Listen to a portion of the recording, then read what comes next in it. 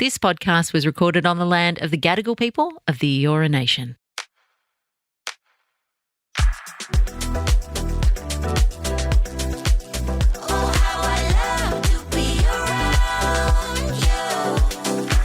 Guys, welcome back to another week of Mad About You. Hey. No, okay, that's Jad, just letting you know she's here as well. And let me tell you, I'm enjoying this little break we get each week from the little man. As I don't know, I feel bad saying it, but it's nice to get out of the house with just Jad and I and holiday and catch up, because honestly, we struggle to do that at home at the moment. Oh yeah, we'll be talking all about that today. Yeah, we will be breaking that down. But it wouldn't be Mad About You unless we started with a wild dating story for you guys. And when you guys send these in, sometimes I was just talking to Jad that I struggle to even believe that they're real half the time, because I'm reading them and I'm sort of in shock, and then it gets to the end and I'm tossing and turning whether you guys have made them up, and then there's so many intricate details in the stories that they just have to be true. And so this one this week is an interesting one, but it starts off.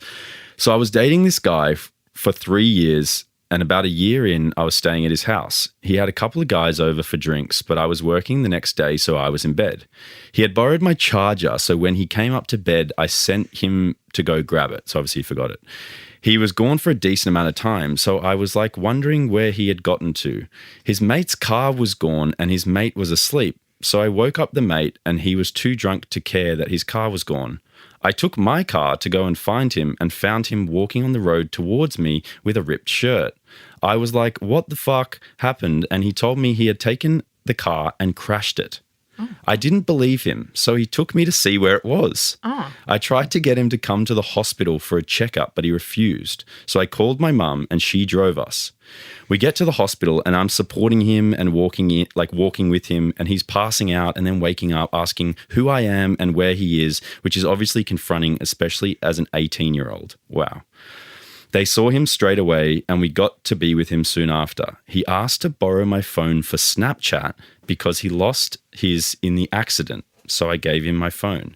He handed it back to me, still logged in, and before I logged out, there was a girl's message close to the top whose name I hadn't heard of. So naturally, I opened it. It was his neighbour. Can I just clarify? This is the partner who's been in the crash. Yeah, her boyfriend. Okay. It was his neighbour, and he was messaging her, begging her to come over and give him a kiss. And in return, he was offering her one of my drinks. What? My mum was sitting right next to me, and I was young and didn't want her to hate him or know our business. But if looks could kill, he would have died from the look I gave him, and he knew exactly what I had just read. So he never told the police. But someone found the car the next day and called the police, and obviously they read the plates and traced it to his friend. And he told them my ex was driving it. So first they came to his house while I was there getting clothes for him and questioned me. And then obviously I had to send them to the hospital where he was, and they questioned him. He was lucky and got a cop that let him off completely. And the friend didn't even make him pay anything. He got off completely free, and he was 18 a week later, so it didn't even go on his record. Mum was very happy when we eventually broke up, and she was never a huge fan of him. Not that he's a horrible person, just extremely immature, and she said I should have listened to her earlier. I think I'm way too forgiving, and to his credit, he never cheated again. I guess he learnt from the karma the first time. I am sorry that is the dating world out there for some of you young punks. But yeah, begin. What? I have so many questions. Start with one. Ask me any. I don't get where did he leave the car? He crashed it and just started walking. Yeah. And he thought, I'll just leave it. No worries, it'll be fine. Well, obviously, later in the story, she says that she was walking him through hospital and he was wondering who she was and where he was. So that's probably indicative of a concussion. I just don't understand with when you're concussed and you can't string a thought together, how are you going, need a Snapchat my side chick? His neighbour must have been a saucy minx, and he didn't want to miss out on that action. And she must have had a few leftover drinks he was trying to get rid of. I'm really confused. confused about this trading a kiss for a drink. Yeah, first of all, I think there's some What is that about? I think there's some funny elements to this, and I think there's some more serious elements because, yeah, I mean, Well, yeah. dating him for 3 years and then him acting like that, it's obviously not on, but I can see how, It's not on. It's cheating. a dumb 17-year-old would be doing silly stuff like that. Yeah, I'm not condoning Was it. I'm he just drink saying, driving? I feel like maybe. do you listen to the stories? He was shit-faced. Oh, she yeah. said at the beginning he was You're drinking right. with his friends. Sorry. I Yeah. got confused because they went to bed, so I thought maybe, okay. She was going to bed because she had work in the morning. She's a responsible adult. Oh, God. But I think to myself, He would have been on his P's. he might not have had a license. Who bloody knows? Yeah, He's that too. 17. Yeah. He just took the guy's car. What he was going to do, he's probably dropping the drinks at that other chick's house. He was 100% going for a smooch. Yeah, oh man, that poor girl waiting in bed for him. But it was his neighbour. So he Yeah, could have but just walked he next coulda- door. Yeah, true. Why was he driving? Maybe. She could have been somewhere else. It just Was he buying his the neighbour. drinks to trade for the kiss? No, remember it said that he was giving away her drinks. But the way I see this is, firstly, yeah, you dodged a bullet here by getting rid of him. But Did she get rid of him? yeah, it said when we broke up, my mum. It listen sounded to like the they got back stories? together because she said he learnt from his lesson. So I'm like, well, are they back together now? No, she's saying that they eventually broke up, Oh, okay. but he didn't cheat again. He obviously learned from eventually. the karma Like of having knots. a car accident Yeah. and concussion. Obviously, she thought that was enough. But like they didn't break up straight away. She gave it a bit before, and did he? Yeah, well, she sounds like a good egg, but yeah, I mean, she's probably learnt from mistakes. You're young, you make silly decisions. I've been there before. I've been cheated on and given the person the benefit of the doubt and moved on. And in this exact same scenario where 6 months to a year later, it just dawned on me and I was like, Yeah. oh my gosh, So Fair it's the enough. same thing probably happened to her. But the thing I hate most about this is that he did all that stuff and there's just no ramifications for it. Oh, yeah. Like, I think Nothing. that is the worst possible outcome when you're a young punk and you decide to not only treat someone poorly, cheat on them, do all that rubbish, your missus stays with you, so there's no repercussions there. Yeah. You take your friend's car, you crash it, you don't have to pay for it. The cops how come, did that they don't happen? get you in trouble for it. So it's like when kids do these things and there's no consequences for this behavior, they don't learn anything. And he'll just go out and do something silly like this again. So I think it sounds like this is like the luckiest guy in the world, but at the same time not lucky because, if someone came down with him with a hammer fist, I think it would probably be better for him than just letting him get away with all these things. You very much sound like a father right now. Oh, if that was my These kid. kids need discipline. Well, he does. What do you reckon? Does that sound... Someone's got to come down on these kids. Is this reminding you of yourself when you were a kid? Is that why you No, I get agree. I a bit do more agree. lenient on him? I do agree with you. Will someone think about the children? These future kids, future generations. They're honestly fried. Someone's got to do something. Let me tell you, if Fletcher... You should start a neighbourhood watch. If Fletcher was drink driving under the age, even over the age, if he could drink and drink drive, is equally as bad to me as, he's underage It's drinking and awful, driving. yeah. If he did that... Drink driving's just. Oh yeah. my Lord. I would be making him buy his friend a new car. I'd be making him do community service, even not mandated by the courts. I'd be telling the cops to get him in trouble Yeah. because that's Come how back. you're going to learn. Come back and write him up. This has turned more into me parenting your ex-boyfriend more than any dating advice or story. But yeah, honestly, it sounds like you dodged a bullet with this guy. We're very happy for you. I think we're both on the same page that you've definitely dodged a bullet here. But yeah, thanks for sharing that story. That's absolutely wild. Yeah, and all the best with your next love. And it always helps if your parents do like your partners, guys. Let me just tell you that. Oh, yeah. I've had partners in the past who my parents haven't liked, and it does make for a much more difficult relationship. So Your parents almost always know best. yeah, in those young stages when you're dating, because they've been through it. They've been through troublesome teen Yeah. years where We forget like, parents were teenagers. you might be excited by the bad boy or the bad girl, but it doesn't often end well. So. It's Daddy Locke coming to you with some solid advice.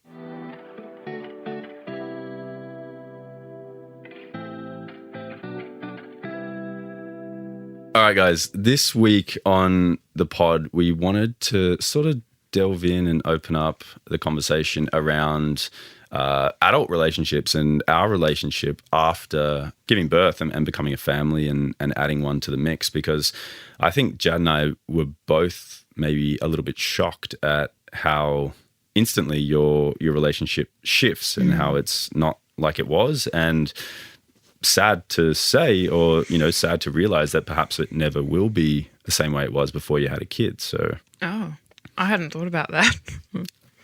feel free to delve into it now. Yeah. I didn't think about it like that. I thought, once we were out of the kind of baby years, God, even years is really long, that perhaps we'd go back to, we're not, it's gone forever, isn't it? Well, I think if you enter a different stage, right? So we've created a family together. It's beautiful. We now have this son who's, half Jad and half myself. And, we're two families that now have created our own, and it's our own blood, and it's crazy. I definitely feel like a deeper love towards Jad. But at the same time, as much as we're on the same team and we're working towards the same goal, I feel like we're probably a little bit more distant than before. So as in, you're working together, but perhaps, on different ends of the field to come towards a common goal, which is a different feeling, and I think people don't tell you that. It's all about the kid, and it's all about, getting through that new time, but they definitely explain to you how much you sort of will miss your partner.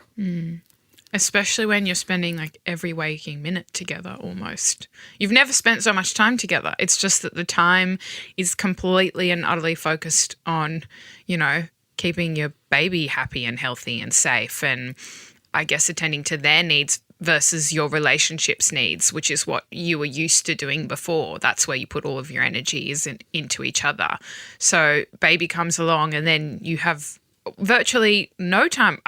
What time do we have for each other? It just so happens that we share time together when we do things like go for a walk with him, but that's not intentional. We're not going, oh, let's just spend quality time together today. Quality time doesn't exist anymore. It's just, you might happen across some time where you actually get to converse with one another. Even at the end of the night, when you want to hop into bed and have a cuddle, that doesn't exist anymore. We hop into bed and we're both just dead to the world immediately because we're trying to sleep as much as we possibly can. So there's been pockets of those moments, I feel, where we've gotten lucky and, maybe Fletcher's gone to sleep and it's been earlier than we anticipated. So we've had like maybe half an hour where we've laid in bed and, watched a show together or something like we used to. But that's happened maybe twice, I think that's being generous. Twice in 6 weeks, maybe. I think that's definitely one of the most, surprising things for me with the shift in the relationship is, how little time we have for each other, because it becomes this odd thing where you almost need to look after the kid in sort of shift work. So that, your other half can still live, survive, look after themselves, work, function, look after their mental health, physical health, whatever it is. You look after him rarely together, as you said, when we go for walks, but often it's, Jad feeding and burping and then me perhaps settling while Jad sleeps, and then I might sleep while she breastfeeds, and then, even during the day, I'll take him out for a walk or something so Jad can do some work or have a bath or look after herself, and then vice versa. I'll come home and she'll feed him and then she'll take him out so I can get some work done or go to the gym or something. And so you're just like two ships crossing, passing in the wind, which is, this odd feeling. And then, as Jad said, you get into bed at night and bed's different because, Jad will finish feeding and then I'll take care of him and I'll sort of nurse him to sleep because, without him being in a deep sleep, we sort of struggle to keep him asleep. And then by the time I get into bed, Jad's asleep and, that would be our normal time where, she might lie on my chest and I'd play with her hair and we'd have a little chat, but that just doesn't exist. So you go to bed even solo, which is like normally, a time where you're in bed together, but you're not together. Yeah, you're not present. This whole day is kind of, you get by and you get done what you need to get done, but it's almost like you're doing it solo, but together, which is I didn't realize that would be like that. Absolutely. And I think that's what people talk about when they say you need to work on your relationship once you have kids, is it takes conscious effort to then have that time together because it doesn't happen naturally anymore. Yeah, but I don't really understand how to get that time. Well, I guess it would be like we'd have to have someone look after Fletcher for a couple of hours. That's the only guaranteed way. I mean, until he's older and can self-soothe and, you know, sleeps a bit longer and... What are we talking, like 3? We can just leave him at home by himself in a play gym? No, not at home by Chuck himself. in a few muesli bars and hope for the best? I mean, at least, you know, put him in a bouncer and he can bounce while we kind of sit and have a cup of coffee together or something. But even then, you know, that's so far away and that's so little time, even so. So, yeah, it's a huge shift from what you're used to, which is being completely and utterly selfish with one another. Also, when your little one comes along and you watch your partner, you watch them almost struggle a little bit. You know, they're overwhelmed and they're exhausted and they're tired and they're sacrificing a lot, and so you want to find ways to look after your partner. And I think that is like, you know, something that we've also had to navigate, because normally, like when you're just by yourselves, you're very confident, capable, you know, person. I don't really need to look after you in any way, shape or form. But since Fletcher's here, like, you know, you're often too exhausted to make food or to, you know, do things around the house or get work done or, you know, go to the shops and get something that you need. So as in there comes like different ways that you even need to look after your person. And you do the same for me by, you know, encouraging me to nap or taking Fletcher and letting me go. How many times have you napped? How many times have you napped since we had Fletcher without me being next to you? Few. That's generous. Yeah. Okay. I guess the Locke's way that still learning to take my the way advice. that you look after me is by allowing me to still look after myself, and something that I find very therapeutic and that I need is to be physically active. So whether that's to go for a walk or go to the gym for, you know, an hour or something, like you allow me to do that by looking after him solo. And, you know, I try to return the favor by looking after him so you can do things that you enjoy, whether that's reading or have a bath or but again, some work. That's the shift work, isn't it? Yeah, but I don't think you can get away from that No. at this stage in the stage of having the kid. Yeah, absolutely.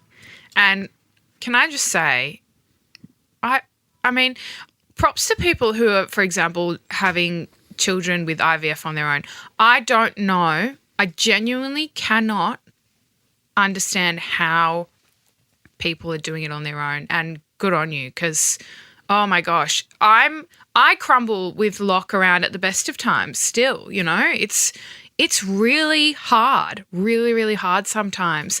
And, you know, people ask, how are you? And I say now, you know, we've come out the other end of kind of the difficulty of that newborn stage, and things are getting a bit easier. He's sleeping a bit more throughout the night, which is really good. And he started smiling and, you know, being really responsive, which is beautiful. It's so, so gorgeous to be experiencing that.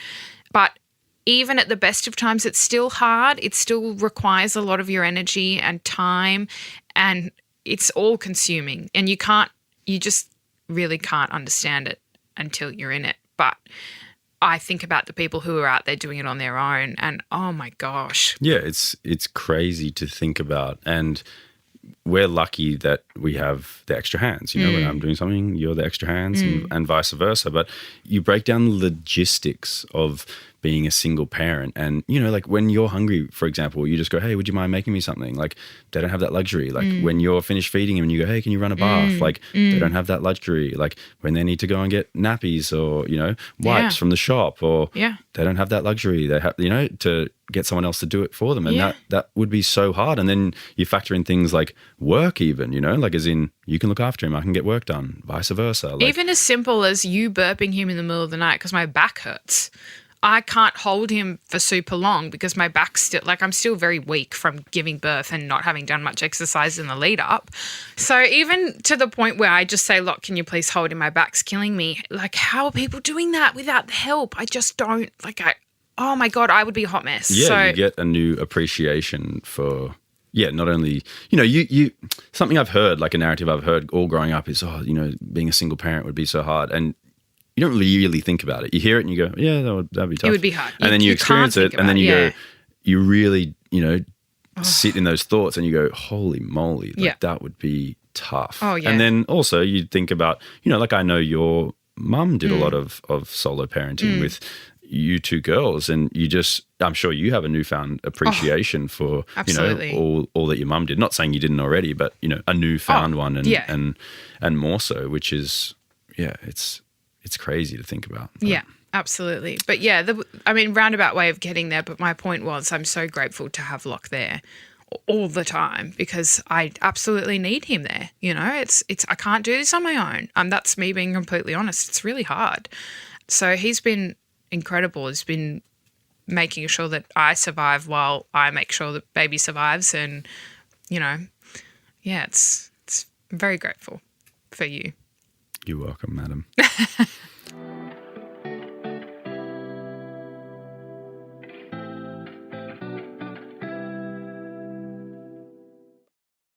Something else that you need to, I guess, have under wraps when you have a kid is like your communication with your partner. So I think couples that don't communicate well are in for a rude shock. Oh, yeah. And I think Jad and I communicate quite well. But that being said, when you have a baby, you do, I don't know, we both got a little bit snappy at times, and you're tired and you're overwhelmed, you're exhausted. and you're exhausted, and your partner might ask you a silly question or do something dumb that you see, and you instantly get. But it's not even that. It's just that you might think that there's a better way of doing something. For example? Well, like you might be settling him, and I might, I'm watching from the corner thinking, well, he could be doing that in a different way. Well, of course I could be doing it in a different way. I could be doing it while I'd have to do a handstand. And that makes you grumpy, and it's hard not to say something about it. And Wait, then sometimes why would you get do. grumpy just because there's a different way of doing something? Well, just better. That's like you starting on your left boob when you're breastfeeding me going, she could start on her right, and getting angry about it just because you could do something different. No, it's like, Wait, what have you got angry at me about? Not angry, grumpy. Or they're synonyms, but yeah. Not grumpy. More just, it's when you're trying to settle the baby and the baby's not settling. Are you talking about proverbial you or me? Us. Yeah, okay. And you're stressed, right? And I think we spoke about this maybe on one of the other pods. It's something that happens for women is when a woman hears the baby crying, it affects your kind of body a bit more than it would a man, and it does really. I can't explain it. You get really anxious. You feel your whole body kind of tense, and all you want to do is like dive at the baby and pick it up. But you need to like let dad do that because A, you'll go crazy if you don't sometimes, and B, like obviously he's dad. He needs to settle the baby too, and it's his son. So there have been moments where like that's happening and I'm hearing baby scream, and it's really hard for me to like not jump in, especially as someone who's typically quite controlling, let's be honest, and say, oh, do it this way, which I have done before, right? Like there's definitely times where I've done that. Look at him.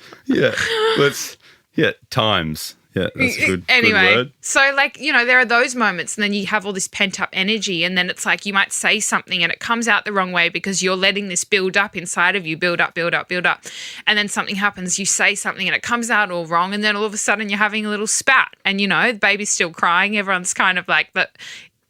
There's a lot of emotion in the room, a lot of passion. Yeah, so you say that, hearing the baby cry evokes a different emotion in you, and, it's this body physical. I know what you're going to say. But there's plenty of times where I look after him in the evening and he is wailing and you're just sound asleep. And then you wake up to feed him 3 hours later and you go, oh, he was such a good boy. And I go, what are you talking about? And then you go, oh, I barely heard him. So what? Riddle me that. You know what it is? It's when I know you're on the shift. You're looking after him. I shut off. I don't know how I do it. It must be a mother thing. But I allow myself to, like, my body just shuts off, and I know that you're going to wake up and look after him. So I don't wake up. But if it's my shift, But how's that any different? You just said when I'm settling him. So you should know that I'm settling him and it's all good. Yeah, but if I'm conscious and I'm watching you do it and I feel like you're holding him in a way that I would hold him in a different way, and I think it would settle him faster. Are you catching my drift? It's hard to not say something. Oh, I know you struggle with that. Yeah. For sure. Yeah, so. I think Jad's also got a lot more efficient with her communication, I would say. Well, yeah. Don't be too excited about it. What do you mean? Well, I mean. When was I not efficient, though? Well, sometimes you beat around the bush. Backhanded compliment, that one. Well, no, I think that Jad's just found new ways of asking for things, I guess. So like when she wants something, she'll just go, "What are you having for lunch, Lock?" And then it's sort of, I'll know that she's hungry and I need to make her lunch. Or she'll go, "Do we have many nappies left?" And I'll know that means you need to go to the shop and get more nappies.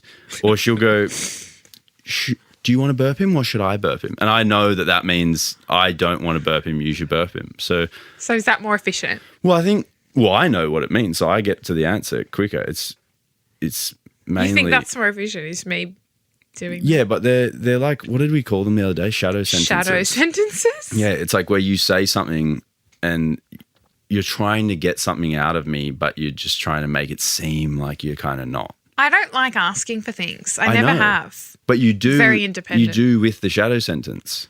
Yeah? No.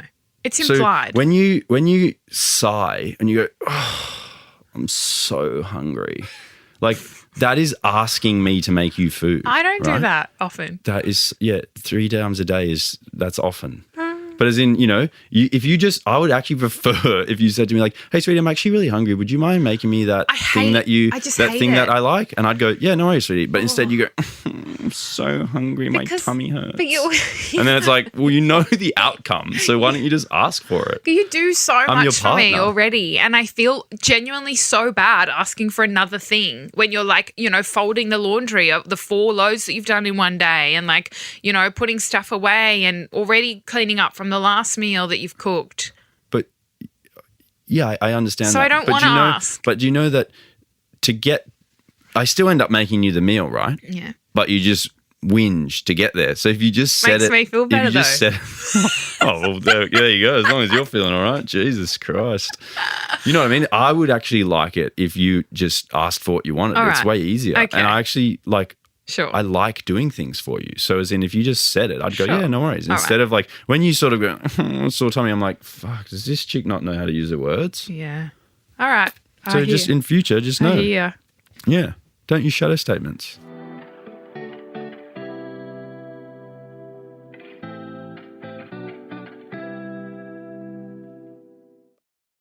I reckon something that you also need to get on top of when you have a kid and when you're in those initial stages is sort of reading your partner and knowing that, sometimes if Jad and I can both be quite proud, and as we've just discussed, she doesn't really like asking for things. So sort of recognizing and understanding when, they're struggling or not doing okay, having little things that you can do to help lighten the load for them, I think is, quite important and something that's been paramount in our, success in the early stages is, Jad recognizes when I'm exhausted or struggling and, she'll take over or offer to help and, vice versa. If I see her, not doing the best or needing a little bit of extra rest or, whatever it may be, I think you need to, pick up on those cues and, be willing to sort of be a little bit, less selfish as you may have been when it was just the two of you and you're, looking after yourself perhaps more than your partner and sort of flick that switch and, look after your partner a little bit more because, in turn, I think looking after them, they see that and then they'll reciprocate. And I think that's the way that, your team should work when you're looking after a little one. Yeah, absolutely. What do I do that relieves you in the moment? In the moment? Oh, well, like if there's stages, I mean, I'm sure mums and dads know this, but perhaps, people without kids don't really know this, but there's different sort of cries with your baby and there's cries that you can sort of rise above and settle them. And then there's also, there's this one cry that he has, which is like pretty much, "I need mum, I need her boob, and if I don't get it, I'm not going to settle," and that's normally a timing thing. So you normally only get that cry when it's been maybe like, from 2 to 4 hours after his last fed. And sometimes I'll be trying to console him and, give Jad a little extra rest because, breastfeeding is quite a taxing thing. So you want to, give her as much time between feeds as possible. And I'll be trying to do anything to, keep his mind off it, whether it's, entertaining him, walking around the house, talking to him, whatever it may be, or trying to nurse him off to sleep. And he will not stop wailing, and Jad can recognize that as well, and she knows that unfortunately it's time to get him back on the booze. Unfortunately, it is unfortunate because you're tired. Sometimes it feels like that. Yeah, not every time, but sometimes it feels like, oh, I just fed you. Yeah, I just finished feeding you. And also, it's not the best for I don't know, your milk supply and stuff if he's feeding too regularly, too or close. it's a fine line between good and bad. So yeah, I mean you're good at recognizing that and taking over and I guess sacrificing your time and body to. I mean, I don't really have a choice if we're breastfeeding, but yeah, I mean you could just put your earplugs in, but I don't think that would work. So there have been times where I've desperately wanted to just sleep through a cry, but you can't really do that. Yeah, that's what you do for me. And then also, like, how much sort of the gym means to me and training. And, since Fletch, there's been days where I've been too tired to go, but, on most days I still try and keep discipline with that. And I'm only able to do that because you take him for, a few hours to let me do that. So that's another way which you help me, stay mentally and physically fit, I guess. It's about balance, right? I think, because then you come home and then you look after him, and I've been having a bath, which is really nice for me. And I need that at the end of the day. It makes me feel sane and I get to have my alone time. And I think that what's great there is that we respect that we both need that still, even though it's different now. Something that also surprised me after you gave birth was that we've had plenty of people in our lives have babies before. We've had friends pop them out like nothing. We've had, family do it. And there's lots of little babies around. And I remember going and meeting these babies with you, and you were always too scared to even hold them, right? Like I hate holding other people's newborns. You didn't want to hold this baby. And I always went to these meetings and I was like so excited for it. I was like, oh my gosh, yes, I would love to hold your baby and have it sleep in my arms for half an hour. Like, that's amazing. And, I would go, Jad, do you want to hold it? And you go, no, I'm all good, And so for like little Can I explain why, moments, just so people know? Yeah, go for it. I found it really stressful. I felt like I was holding in the couple of times that I did hold like a newborn who couldn't hold their head up, I felt like I was always holding them wrong, and they felt so fragile and delicate in my arms that it would make me feel really anxious holding them. And I just, like I said, always felt like I was doing it wrong, didn't want to drop their head, didn't want to make them uncomfortable. And then most of the time they'd start crying anyway, because they probably feel like feeding off that energy of me being really anxious and uncomfortable. But that's the reason why I didn't want to hold people's babies, not because I didn't like the babies. Yeah, it wasn't. I didn't mean it to come across like you hated children. Yeah. That was not what I meant. But what I was saying is that when I witnessed that on multiple occasions, I was kind of like, man, does this chick like want kids, or is she going to even be excited to have her own kid? And I was like, is she maternal? And I was like, she has all these beautiful qualities that I know that are going to make her a great mother, but to be scared to like physically be with the child is like a bit odd. So I was like kind of a little bit apprehensive and thinking like, maybe, and she always assured me like, oh, it'll be different with my own kid. And I was like, yeah, well, proof's in the pudding, like as in I haven't seen you sort of be too hands-on with these little ones. And then the moment he came out, it was, it was just so natural for her. And I think that was like kind of beautiful to see. And, it was like everything that she had told me, like she knew, and that was special. But it's like she'd held a million of them once, Fletch was in her arms, and, it was a shock, but it was a nice shock. It's my baby. It's very different to someone else's. I don't need to worry if I'm going to hold him wrong, because I'm the only one who can get me in trouble for that. I'm not the only one that get me in trouble. You get me in trouble for things. So how does that work? Yeah, but, he came out of me, so it's just another added level of... Lads will appreciate this. There's different sets of rules in this relationship, which I'm sure are in all yours as well. I'm glad I surprised you pleasantly. Yeah, you definitely did. Thank you. I appreciate it. Lastly, I think just to end up on this, I think that, something that we spoke about before having our kid was little things that perhaps we, wanted to kick, whether it was habits or traits or things that we did that we wanted to kick because, we understand that kids are like sponges. They take everything in and, we didn't want them growing up with bad habits and stuff. And essentially, I think when you become a parent and you realize how alert, and we definitely have our son is unbelievably alert. He pretty much doesn't stop looking at us. If Jad walks around the room, his eyes just trace her and follow her. He watches everything she does, and she won't be able to get away with anything in this house. Absolutely. But I think you need to remember that you are like your kid's role model, and so the things that you do, your kid is going to watch, take on, and then, replicate it in the future. And as much as it might be subconscious. So I think that, the way that Jad and I communicate, as he becomes more alert and can understand us more, you need to really focus on keeping that, civil dialogue, not raising your voice, not yelling at each other, giving each other the kisses and the hugs when you come in, so that your kid sees all these behaviors and is ready to, emulate them when he one day becomes a husband or, has a partner. So I think you see like the smallest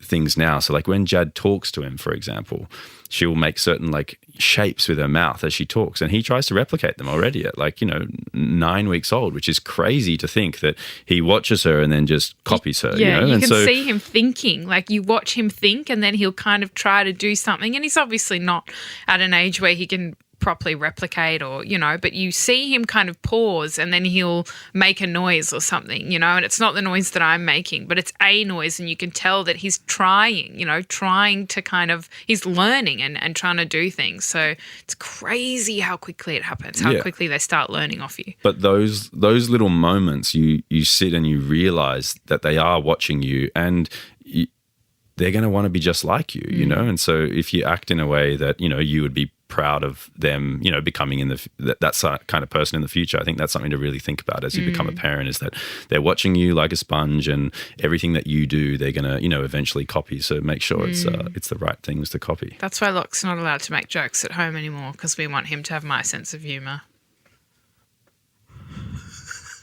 I knew I could just wait 3 seconds and you would just laugh at yourself.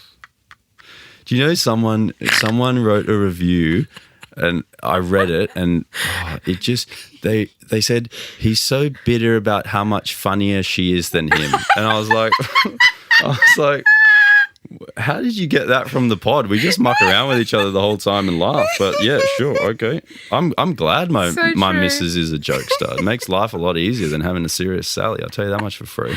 But I wouldn't say she's funnier. Sheepers.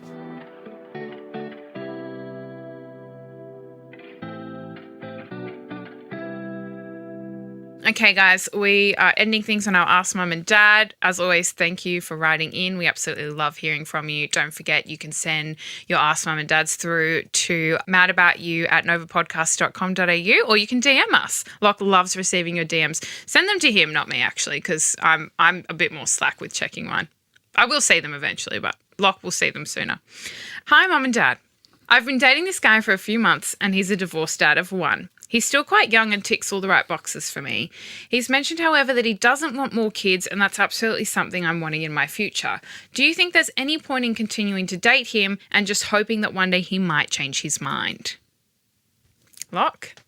I think you sort of have to take him at face value here, and I think it's good that he's been honest with you, and he's not stringing you along and getting you deeper and deeper into this relationship and knowing what you want. So I think if you've communicated that you want them and he said, look, that's not really something that I want in my future, like I'm just keeping it at one, or, perhaps he's been through having a kid and it's been, a bit more of a tumultuous situation for him and he doesn't want any more. I think it's fair for him not to want any more, and it's good of him to voice that. So yeah, I don't know if you'd want to waste your own time, especially, I don't know, it doesn't say how old you are here, but as you get older, I think time is even more important when it comes to, finding a partner, marriage, kids, because, we do have ticking biological clocks. So personally, I often, being a bloke, if I say something, I normally mean it. I'm not going to go back on my word or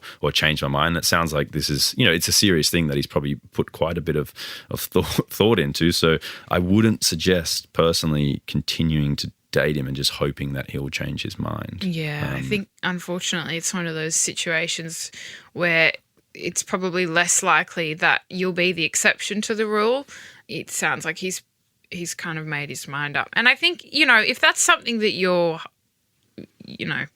you would prefer but is not a must, then, maybe I'd suggest continuing to date him and seeing where it goes. But if it's something you have your heart set on, you're not willing to negotiate on, I think that you're going to end up wasting your time the deeper and deeper you go into this relationship, and you'll end up being disappointed. And when you like become him resentful even more, of these things, if it's something that you really want and he doesn't, and you continue this relationship, you'll start to resent him if, you're trying to convince him to do this thing later on, it might be a few years down the track and he's going, no, I told you no. And, I'm still a no, that you'll be 2 years down the track and in the same position you were if you just, split up now. But that being said, I actually have friends who, one party has not wanted kids, and the other party has said, look, I value my relationship with you more than having kids, and so they've stuck with it. So if you feel strongly enough about this bloke to sacrifice your want of kids to be with him, then that's one thing. But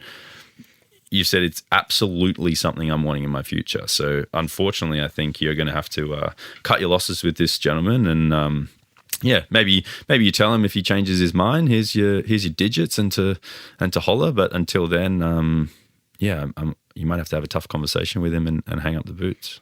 Yeah, you might have to break up with him. Sorry.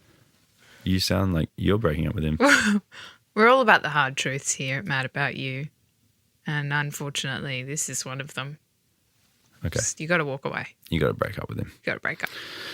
Sorry about that. That was actually, we both agreed on it, which is always, nice, but Why sorry? Simple with this one. What are you sorry Well, it's nicer sometimes when we disagree because then we can argue. Oh, sorry about the situation.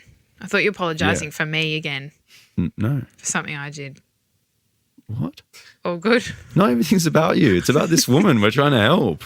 Not everything's about you. Sorry. Guys, thank you again for tuning in to Mad About You. I hope you had, a fun time listening to us, and that was us discussing some things we've obviously been thinking over the last couple of weeks, but haven't had the chance to really articulate with each other. So, it's nice to get it out on the table for us. We're telling you guys as well. more than we've told each other at this point. Yeah, honestly. This is the most we've been able to talk to one another.